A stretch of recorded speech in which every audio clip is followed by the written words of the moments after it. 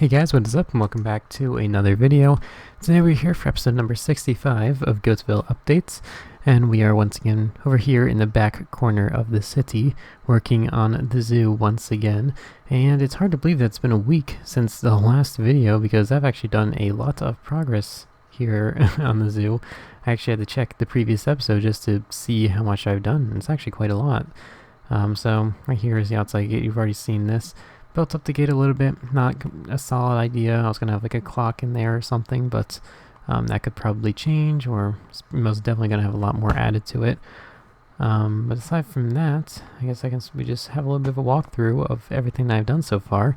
So if we go over here to the left, there's the little, what's this, gift shop or something? I'm pretty sure I didn't have this furnished last time, but I just put a random little things to purchase right here scattered throughout, and then this just leads to a back room, which I should probably put some stuff in here, and then just back here is a little back room or whatever to load stuff in at. But anyway, back to the normal part of it. Outside of here we have a little restaurant, typical sort of, you know, the window in the wall sort of thing. Yeah, this is just a simple one right off here from the start. Got a couple tables scattered around, and here is the actual, you know, interesting parts of it all. Over here is some of the enclosures, but actually first I guess I should sort of show this now that we're actually here. If we go over to the other side of the gate, this little building is just like a little administration building. Probably gonna need like another one of these for it to be realistic, but I just got a couple of working desks for whatever. And over here is the little medical room in case there's a problem with, you know, one of the visitors. It's just a typical sort of little medical thing right there. Here's where like an ambulance can come in if that's even necessary, and there's even a little access over there to one of the enclosures that we'll get to later. Yeah, we can just sort of make our way through here. And then this other building right here is just a couple of restrooms, because, you know, these things are necessary. So same thing, just identical on both sides. Unnecessary little detail to add there. But anyway, let's actually get into looking at some of the animals. So this circle right here, you know, right after the gate, is sort of the main one, I suppose. It's, you know, I'm not too sure exactly what to call it, but you know, it's just a nice massive one right here in the center, and it's structured in a way so that some of the guests can come into it, because these are the passive sort of standard mobs. So we got a cow, we got a chicken, sheep, and pigs. And I realize I'm gonna have to turn on my HUD to be able to see their name tags, because they're all named, so that they don't despawn, or just so that they can have fun names, you know. But yeah, this is sort of the little barriers, so that way this gate can be lowered, and the animals are feeling social or something, they can come out here and interact with some of the patrons, and they're passive animals, they're not going to hurt anyone. And there is actually a gate control all the way back here. I guess we can go check that out. So if we go back here, these are some of the back rooms that are very dark right now, but will soon be fixed up a little bit. I have this little gate system right here, so that's, if you flip this one, it will close the gates all the way on the other side, and we're gonna have to fly all the way over there. So now you can see that these gates right here were just closed like that, and they're only accessible by actually walking up towards them. And I probably shouldn't open that because I don't want anything to go out, but if you flip the other switch, it goes down. You're gonna have to trust me on that one. So yeah, that took me, I mean, it's not complicated redstone, but it did take me a lot to like dig through everything. I even have a little door right here to be able to access it all. It goes all underground and such. So that was a fun little journey to have there. But aside from that, one of my favorite parts about the zoo so far has just been the general atmosphere of it, the sort of park elements with all these paths and the foliage and everything.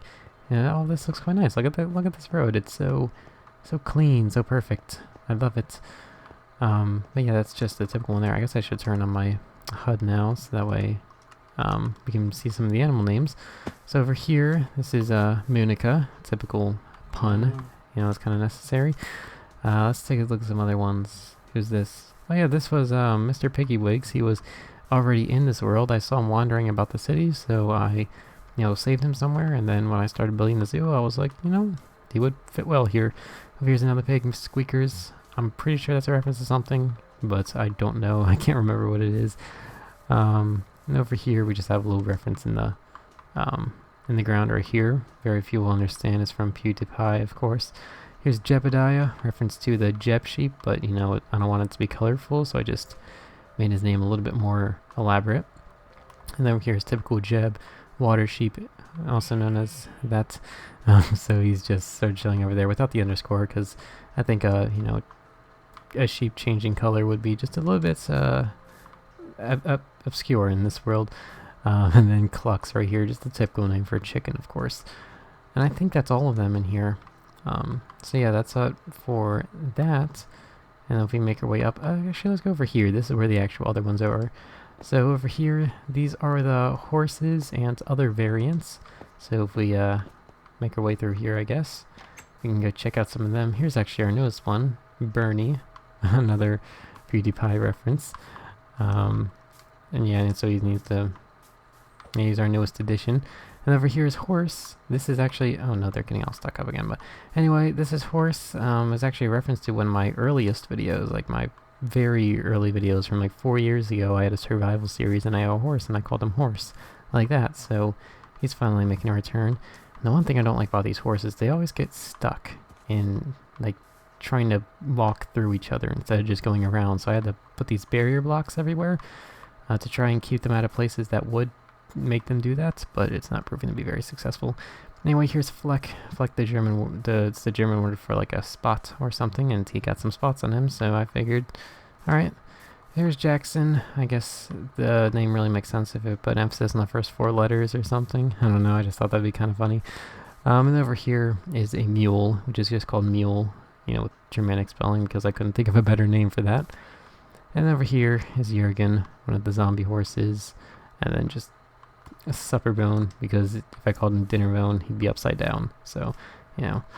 Anyway, that's all of that for the horses. It's like one of my favorite enclosures right here. It looks so nice up against the museum and all. But anyway, if we continue our way up here, right, this path like beautifully forms up to the little back parts of the museum right here, which I thought was a very nice transition. And here is the cats, the simple, you know, domesticated cats, not the ocelots.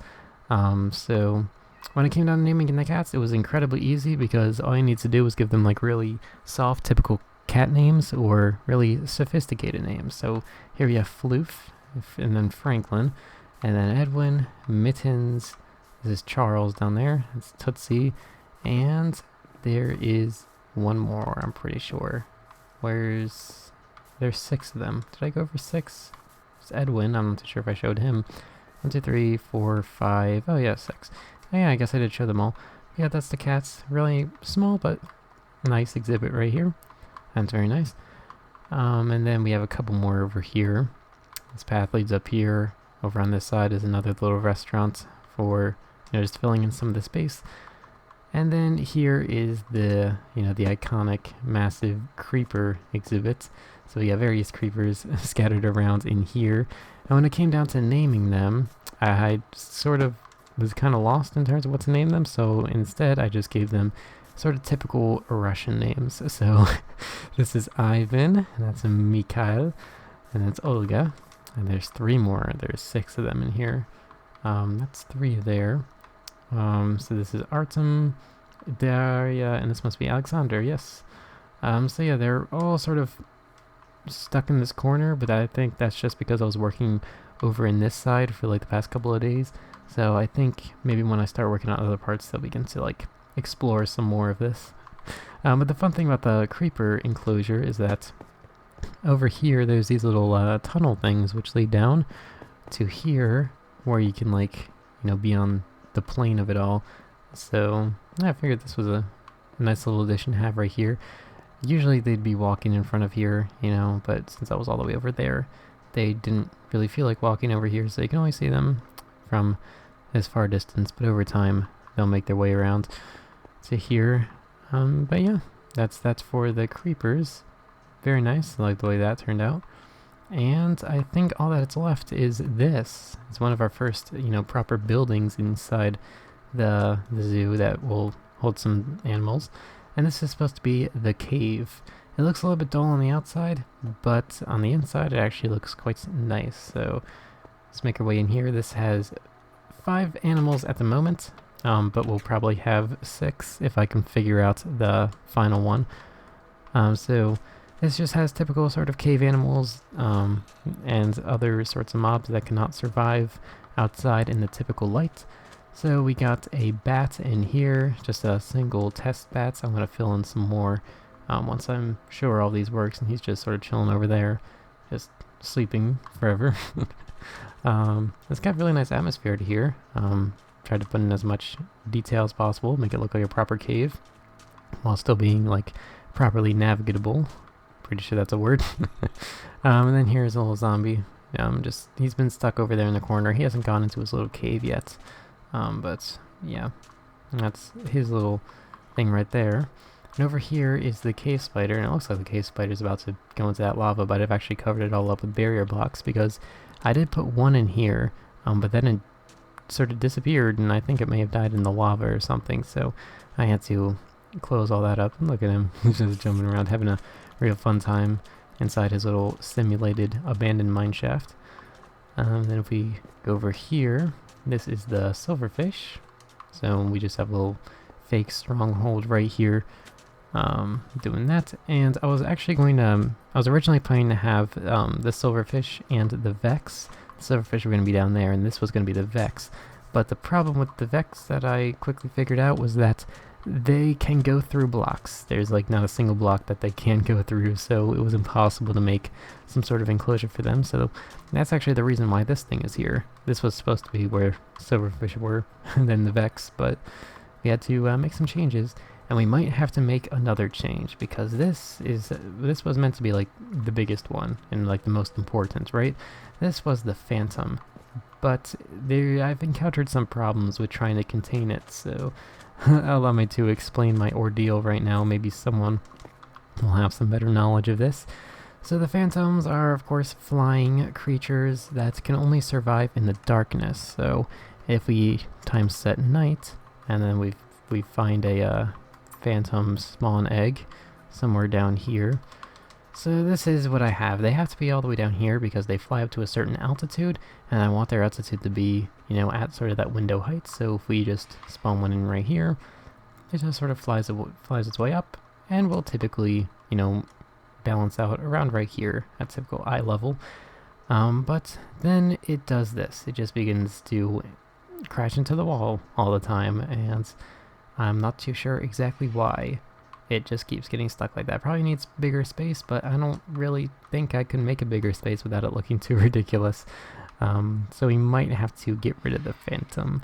But that's going to require a lot of rework with not only the cave, but also the rest of the zoo in terms of how I'm going to be able to compensate for it on this massive side of the wall that's just going to be left empty. And also I have the roof as cobblestone walls, so that it's the cobblestone walls so that they don't fly upwards, so that this is sort of like some sort of barrier keeping them down. And then what I was going to do was put some blocks on top of that after I already spawned them all in, so that they interpret, you know, that as the ground instead of this, like this top layer. But that still doesn't matter because they're still just flying into the wall. They don't ever seem to move. So let's just set the time to day, and they'll just burn off.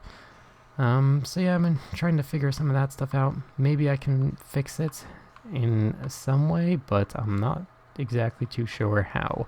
So that will be quite the adventure trying to figure all that stuff out. But aside from that, that's pretty much all that I've had completed here. I do have a lot of other plans that I'm sort of in theory about in terms of, I don't know how exactly I'm going to go about them.